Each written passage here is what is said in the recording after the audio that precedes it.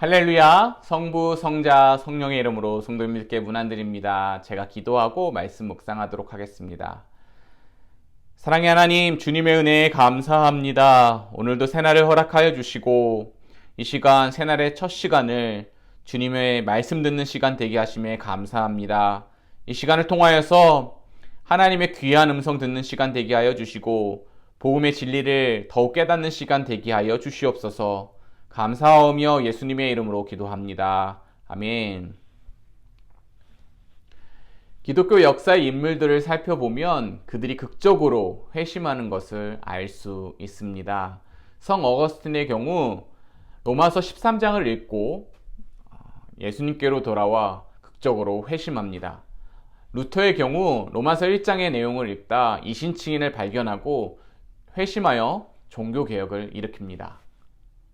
또 조지 뮬러의 삶을 살펴보면 청소년 시기에 방탕한 생활을 하다 주님의 말씀을 받고 극적으로 회심하는 것을 볼 수 있습니다. 우리가 살펴볼 것은 어떻게 이들이 극적으로 회심할 수 있었을까요? 이들은 어떠한 강력한 힘에 의해 또 어떤 누군가에 의해 복음을 받아들이게 되고 복음을 깨닫는 것을 볼 수 있습니다. 우리는 어떻습니까? 우리가 복음을 받아들일 때는 어떻습니까? 우리가 예수 그리스도의 복음을 믿고 또 예수 그리스도의 복음을 깨달아 그리고 그 복음을 따라가는 삶을 어떻게 살아갈 수 있었습니까? 우리 또한 어떠한 강력한 힘에 의해서 또 누군가에 의해서 복음을 믿을 수 있었고 또 복음을 따라갈 수 있었고 복음의 진리를 더욱 깨달을 수 있습니다. 이 보이지 않는 힘과 이 보이지 않는 누군가를 사도 바울은 성령님이라고 이야기하고 있습니다. 오늘 말씀 2장 10절입니다. 오직 하나님의 성령으로 이것을 우리에게 보이셨으니 성령은 모든 것 하나님의 깊은 것까지도 통달하시느니라. 14절입니다. 육에 속한 사람은 하나님의 일들을 받지 아니하나니 이는 그것들이 그에게서 어리석게 보임이요 또 그는 그것들을 알 수 없나니 그러한 일은 영적으로 분별하기 때문이라. 즉 사도 바울은 성령을 통해서 하나님의 사람들이 성령을 통해서 복음을 받아들이게 되고 또 복음을 깨달아 복음을 믿을 수 있다라는 사실을 강조하고 있습니다. 우리는 이 복음을 받아들인 사람들입니다.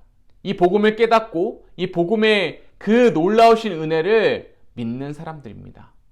이것은 바로 하나님께서 우리에게 주신 특권이며 하나님께서 우리에게 주신 은혜라는 사실입니다. 우리가 예수 그리스도를 믿기 전에는 예수님의 그 복음의 사건이 어리석은 일이었지만 하나님의 성령의 놀라우신 능력으로 복음을 깨달아 복음을 믿은 이후에는 예수 그리스도의 그 사건이 놀라우신 하나님의 구원의 역사임을 우리는 알 수 있습니다. 얼마나 큰 축복이고 얼마나 큰 은혜인지에 대해서 우리가 알 수 있습니다. 사도 바울은 복음을 전하는 것 또한 성령의 능력으로 할 수 있다라고 오늘 말씀을 통해 이야기하고 있습니다. 복음을 받아들이는 것뿐만 아니라 복음을 전하는 것까지도 성령 하나님께서 그 일들을 행하신다라고 이야기하는 것을 오늘 말씀을 통해서 알 수 있습니다.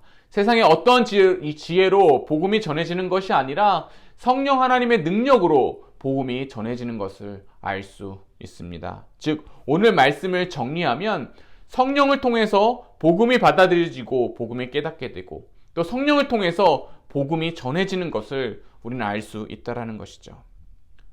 우리는 이 성령을 통해서 복음을 받아들인 사람들입니다. 그 은혜를 깨닫는 사람이라면 우리 또한 복음을 전하는 사람들이 되어야 될 줄 믿습니다. 이 복음을 전하는 것은 누구에 의해서 전해집니까? 성령 하나님에 의해서 전해집니다.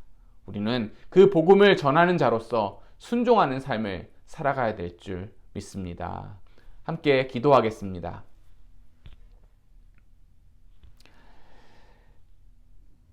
하나님 아버지께서 주신 크신 은혜에 감사합니다. 성령의 능력으로 복음을 깨닫게 하여 주시고 이 귀한 복음을 믿을 수 있는 크신 하나님의 축복에 감사합니다.